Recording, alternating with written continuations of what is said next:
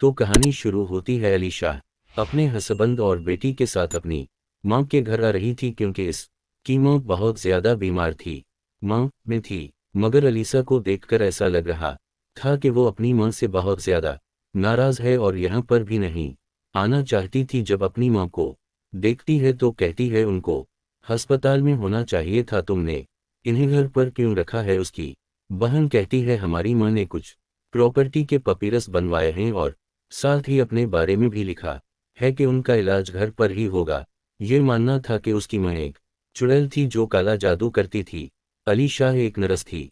अब इधर ही बाज में उसको अस्पताल में नौकरी भी मिल गई थी। एलिया की बहन बताती है कि हमारी माँ ने पिछले 3 सालों से खुद को कमरे में बंद किया हुआ था। वो सिर्फ और सिर्फ रोती और चलाती थी और अपने लिए मौत की बात करती थी। हम देखते हैं यहाँ पर आते ही अली शाह की बेटी नूरा को से सपन आने लगे थे। वो अपनी नानी के कमरे में है और उनके पास से एक लड़की उठ रही है। कभी नौरा की आंख खल जाती है। जब सुबह को नूरा उठती है तो उसको घर में एक दोग नजर आता है। वो इसका पीछा करती हुई एक कमरे में आ गई थी जधुर एक सिलाई मशीन, और इधर ही इसको एक लोकट मिलता है जिस पर स्पाइडर बना हुआ था। ये उसको अपने पास रख लेती है। तभी वहां पर नूरा के पीछे वही लड़की खड़ी थी जिसको उसने अपने सपन में देखा था, मगर वो इसको नहीं देख पाती। और जब ये मूर्ति है तो सिलाई मशीन खुद ब खुद चलने लगी थी। अब जिसके बाद है नूरा को पहले आलिसा स्कूल छोड़ दी है और फिर खुद अस्पताल चली जाती है, मगर इसका हस्बैंड घर पर अकेला था। वो इलेक्ट्रिशियन था जो घर पर रहकर छोटे मोटे काम करता था। वो तब ही एक कमरे में जाता है जहां पर बहुत सारी ऐसी चीजें पड़ी थीं जिस को काले जादू के लिए इस्तेमाल किया जाता था। अब उसको भी यकीन हो गया था मलेशिया की माँ चुड़ैल थी जो काला जादू करती थी। जब ये उसकी माँ के कमरे में बैठा था तभी वो अपनी एक आंख खोलती हैं जिससे अलीखी का हस्बैंड डर गया था और कमरे से बाहर आ जाता है। अगले दिन उनके घर पर वकील आता है जो प्रॉपर्टी के पपीरस पढ़कर सुनाता है कि अलीखी की माँ ने सारी जायदाद अपनी नवासी नारा के नाम कर दी है। सब सुनकर बहुत हैरान थे और एलसा की बहन को तो बिल्कुल अच्छा नहीं लगता। नौरा अपने नानी यानी कि एलशा की माँ के पास जाती है और उनसे ऐसी बातें करने लगती है कि जैसे वो इसकी बातों का जवाब दे रही हो। तब ही नूरा के डैड इधर आते हैं और आकर उसे वहां से ले जाते हैं। अब वहीं पर जो एलसा के अंकल वकील के साथ आए हुए थे वो बताते हैं तुम्हारी माँ कोई बुरी औरत नहीं थी, बल्कि अपने उनकी मौत के वो कुछ पागल सी हो गई थी, जिसके बाद इन्होंने सब शुरू कर दिया। और अलीखी तुम्हें तो अपनी माँ का शुक्रिया अदा करना चाहिए। मैं जानता हूँ तुम्हारे हालात अच्छे नहीं हैं और नौरा जो अब जायदाद की वारिस बन चुकी है तुम्हारी बहुत मदद होगी। आखिरकार वो तुम्हारी बेटी है। अगर अलीखी की बहन को तो बहुत गुस्सा आ रहा था क्योंकि इसकी माँ ने इस के लिए कुछ नहीं छोड़ा था और गुस्से में यहाँ से चली जाती है। दूसरी तरफ नूरा अपने बाल काटकर उसी लके में रख लेती है। सुबह को ये जब स्कूल जाती है तो उसे वहां पर वही लड़की मिलती है जिसको उसने अपने सपन में देखा था। वो लड़की ना जाने कहां से आई थी। ये इस लड़की से बातें करने लगती हैं क्योंकि स्कूल में इसका कोई दोस्त नहीं था। घर पर एलिशा की बहनों से कल के लिए माफी मांगती है। तभी उन दोनों को चीखने की आवाज आती है जो नौरा की थी। वो अपनी नानी यानी कि ईशा की माँ के कमरे में थी। अब लेशा जल्दी से कोई लाड़ी लाती है, दरवाजे को खोलकर अंदर आती है जहां पर सब कुछ बिखरा हुआ था। नौरा पर इस कमरे में झूमर कर जाता है जिस वजह से वो बेहोश हो गई थी। अब दोनों नौरा को दूसरे कमरे में लेकर जाती हैं तो अलीखी की बहन को नूरा के पास से वही लॉकेट मिलता है जो उनकी माँ का था।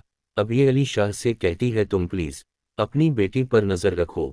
मुझे लगता है हमारी माँ नूरा को इसे शीशे के सामने लेकर जाना चाहती है, मगर अलीखी को कुछ याद नहीं था। अब इसकी बहन इसको याद करवाती है, कहती है बचपन में जब उस रात हमारा कजिन भी हमारे साथ था और इस रात वो मुझे और हमारे कजिन को शीशे के सामने ले गई थी, तभी हम बोलने लगने लगे थे।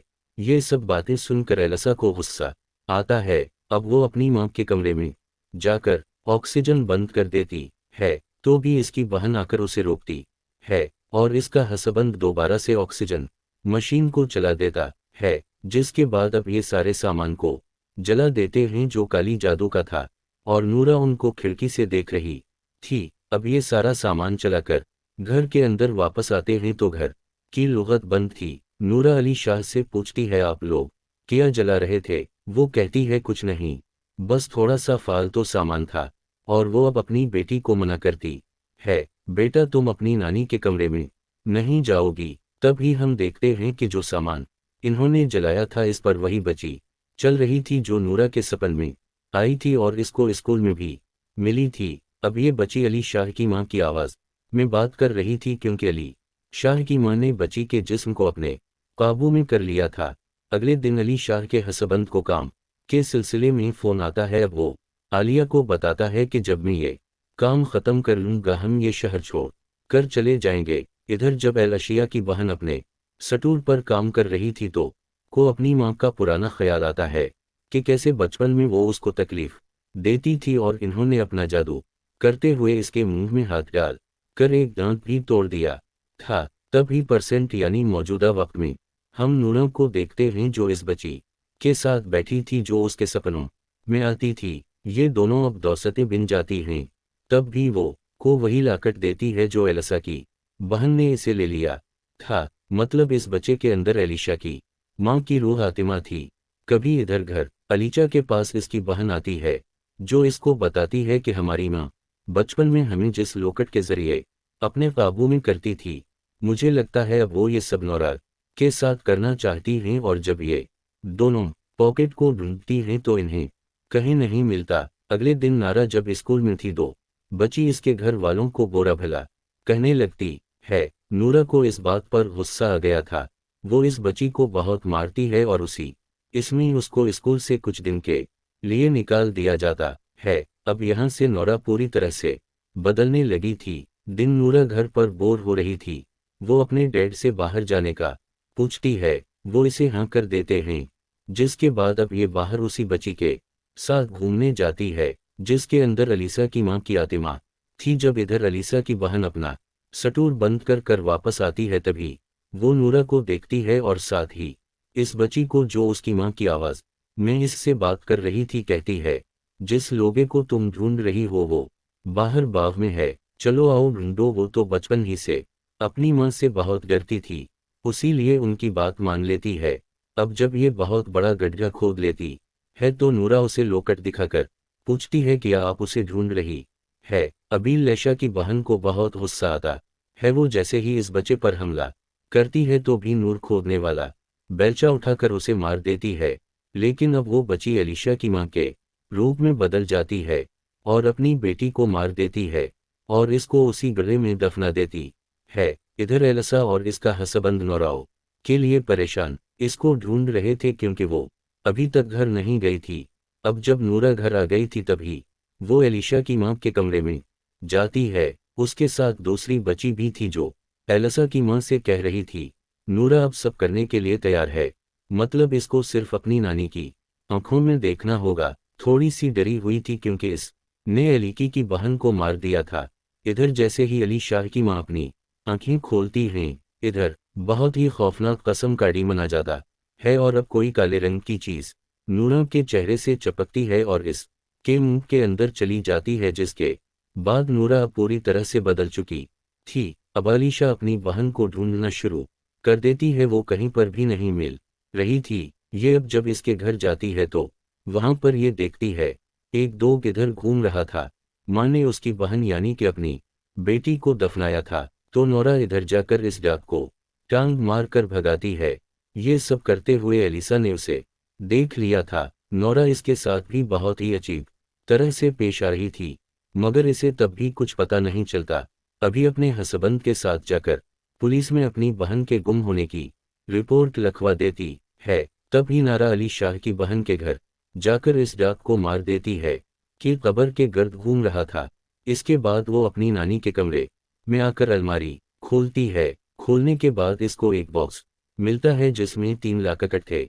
एक में दांत, दूसरे में नाखून और तीसरे में कटी हुई उंगली थी।